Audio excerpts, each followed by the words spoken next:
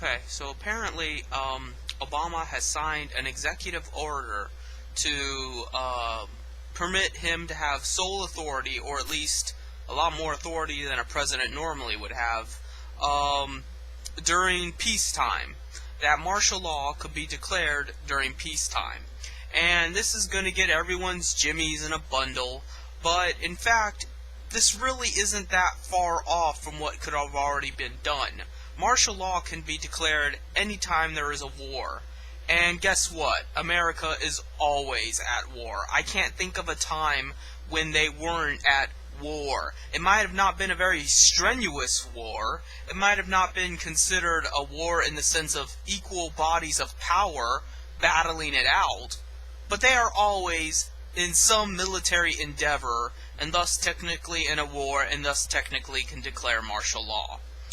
The reason I think this was signed is so that in the event we have a real war, i.e. World War III with Iran and Russia and China and shit like that, there's a backup plan. There's a plan just in case. Because it isn't the war that they're concerned about. It's the peacetime. It's the actual idea that we don't have the money, the resources, or the willpower to go into a full-fledged war. We've gotten so used to fighting low-level, shit-tire countries that we have forgotten what real war entails, how dangerous it is, how brutal it is, and how likely it is it can destroy your way of life. That's why I think this was signed. Whether or not I think it's good or bad is irrelevant, because I don't look at things simply as, martial law is bad. I don't really consider martial law all that bad.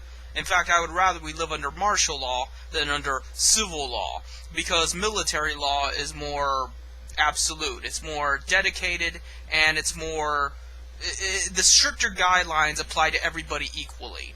There is no, the rich get away with this, and the poor don't get away with that, and if you're a good-looking woman, you can murder your 3-year-old child and duct tape her mouth shut.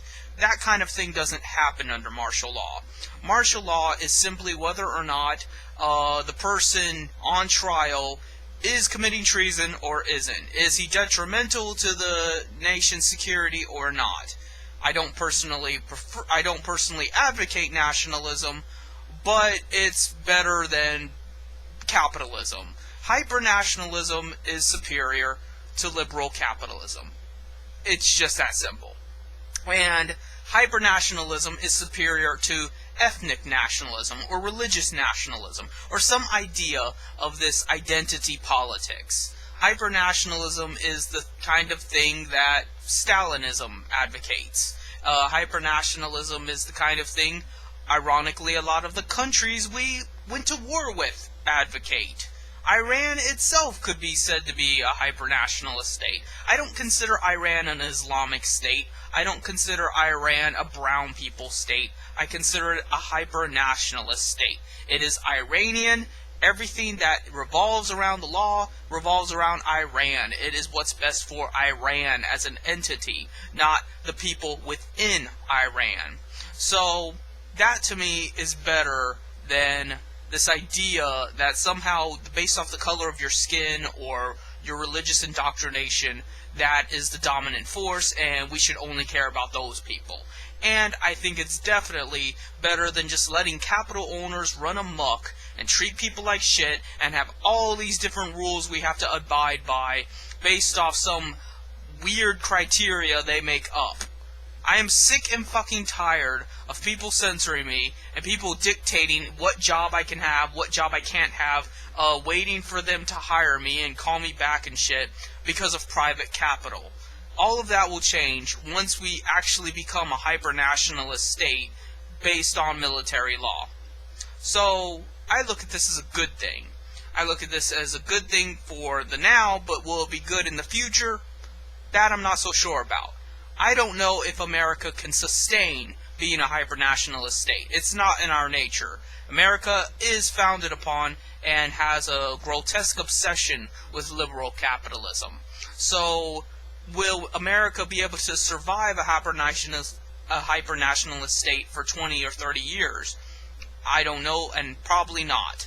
but if they can, that will be very healthy for the people in America, and it will be healthy for the entire world by extension.